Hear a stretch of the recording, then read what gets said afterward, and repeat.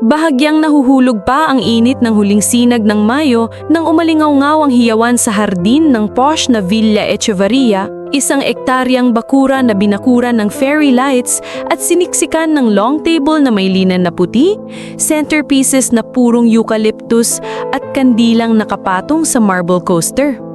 Nangangalit sa hangin ng instrumental na jazz habang inuukit ng catering staff ang prime rib. Kumikislap ang mga balon ng prosecco sa fluted glass ng mga panauhing galing sa boardroom at fashion set.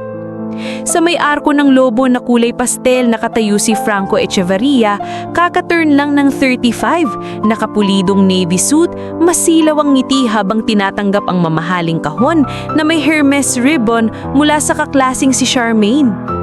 Ngunit sa kabilang sulok, halos hindi napapansin ang isang lalaking nakapulbo ng alikabok at amoy diesel. Si Ponciano, tawag na Ponci Lagasca, 52, suot ang laging kaki na 15 taon nang hindi napapalitan, may mansya ng grasa at kumpul-kumpul na sinulid sa bulsa. Siya ang leader ng garbage crew na kinuha ng event stylist para linisin ang venue tuwing umaga. Inatasan siyang dumaan sandali para kunin ang natitirang segregated sack sa likod. Ngunit bago pa man siya makatuntong sa service gate, nasalubong siya ng musikerong naghahatak ng amplifier. Bumulaga ang gigil na MC. Kinaludkad si Ponci palapit sa entablado, mistulang katawaan. Bago tayo magpatuloy sa ating kwento, paki-comment naman sa ibaba kung saan lugar kayo nanonood.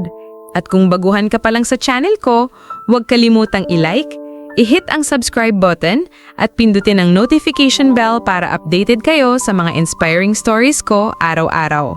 Sige, tuloy natin ang kwento. Uy, Boss Franco, may espesyal tayong gatecrasher oh! Sigaw ng host habang lumalapit ang spotlight sa ginigigit na lalaking may hawak na maliit na kahon na balot lang ng brown paper at sinarhan ng pisi.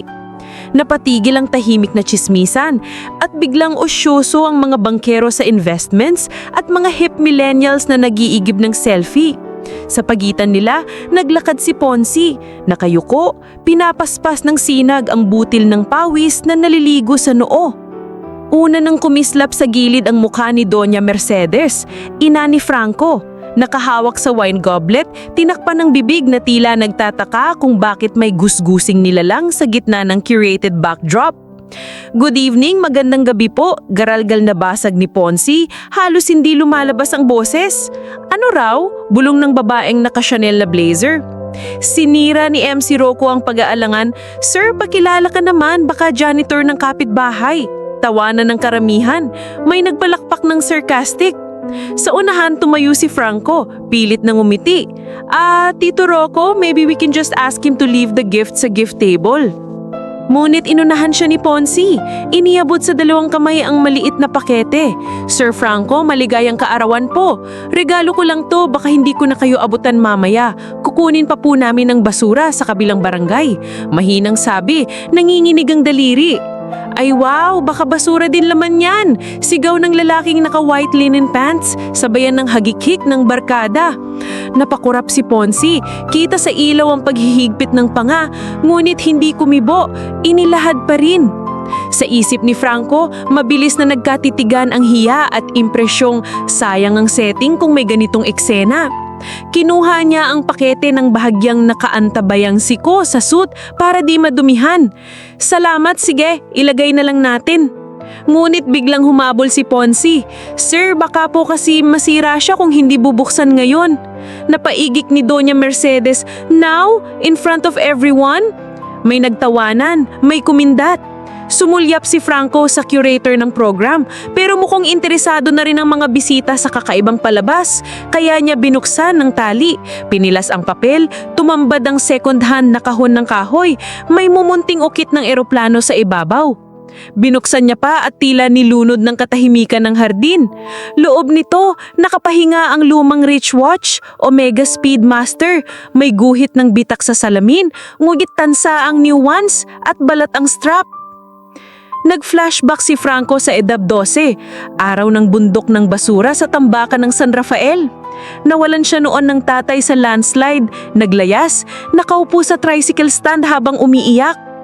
Umalis siyang walang orasan, walang direksyon, hanggang sa may binatang basurero, si Ponzi, na nag-o-offer sa kanyang magpalipas sa kampo ng mga mag-aakalang pamilya nila. Sa loob ng lumang container, ibinigay sa kanya ni Ponzi ang Peking Rich Watch na natagpuan sa basura.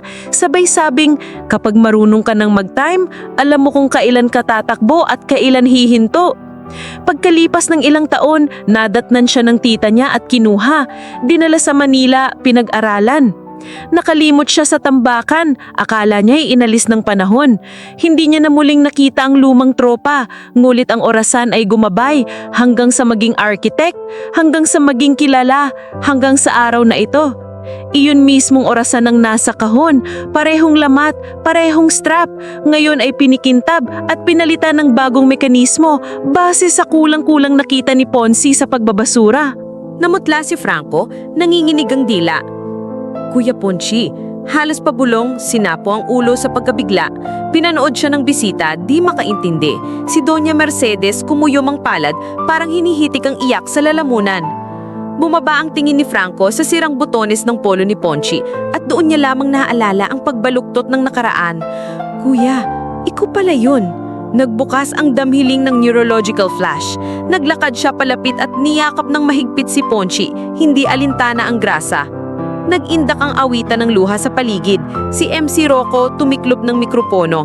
Walang masabi. Ang stiletos ni Charmaine nakapirmi sa damo habang nakabuka ang bibig sa hiya. Napapikit si Ponchi, kumapit lang sa likod ng dating batang inaruga. Nagsalita si Franco, garalgal, nanginginig. Mga kaibigan, kung walang Kuya Ponchi, baka wala po ako dito. Siya po ang nag-alaga sa akin nang mawalan ako ng pamilya. Siya ang unang nagsabing, kaya mong magsimulang muli. Ang relo pong ito, salamin niya ng pangalawang pagkakataon. Binalingan niya ang nanay. Ma, siya po yung sinasabi kong guardian sa tambakan. Napatulo ang luha ni Doña Mercedes, lumapit, hinarap si Ponchi at biglang yumuko. Patawad Ginoo, kung napahiya ka kanina. Utang namin sa iyo ang buhay ng anak ko. Nabigla ang lahat. Ang Donya yumuko sa basurero. Lalaking naka-white linen pants, napakagat sa labi, sabay bulong ng sorry. Ang hip millennials ibinaba ang cellphone at sa unang pagkakataon, tiningnan ng kahoy na kahon na parang aral sa liwanag, Tinapik ni Franco ang wine glass, nagpahayag.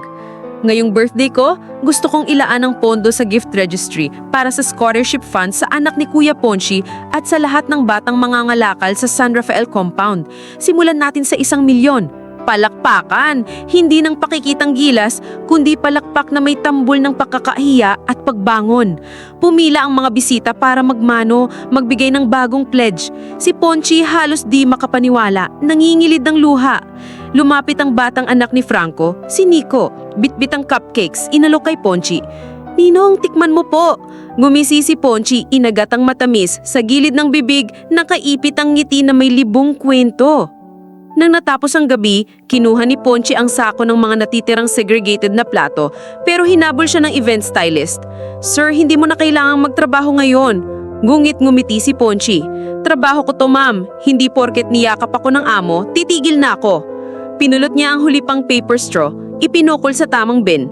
Sa ibabaw ng bulsa niyang ilang dekada ng butas, kumikislap ang lumang Omega sapagkat nilinis ni Franco at pinasakbo ulit, hindi para ipanghambog, kundi paalala na minsan sa basurahan ng buhay, may relo ng pag-asa na tatanglawan ang gantimpala ng pagiging marangal. Bago sila maghiwalay, tumapik si Franco sa balikat ni Ponchi, sabay sabing, Kuya, simula bukas, ikaw na ang sustainability consultant ng kumpanya ko. Taas noo ka dahil ikaw ang nagturo sa akin kung paano maging tao bago maging matagumpay. Sa ilalim ng mga fairy lights na unti-unting pinapatay ng crew, nakita ng mga natitirang naglimpit ang magkaibigang dati na rista ng dalawang magkaibang mundo na tumatawid sa bagong yugto, nag-iiwan ng bakas na kahit sa pinakamaraming party, pwedeng maghari ang kwentong kumikinang mula sa kumot ng alikabok kung bibigang halaga lang ng mga pusong handang tanggapin na ang tunay na sorpresa ng gabi ay hindi galing sa pangalan ng brand, kundi sa isang simpleng kahon ng kahoy pinanday ng kabutihan at nakabukas sa sino mang marunong sumulap sa liwanag na likod ng putik. At dito nagtatapos ang ating kwento. Nagustuhan niyo ba ang ating kwento? Anong aral ang inyong napulot? Huwag niyong kalimutang mag-like at mag-subscribe sa channel ko dahil ang suporta niyo ay ang inspirasyon ko. Kita-kits bukas ng umaga para sa bago nating kwento.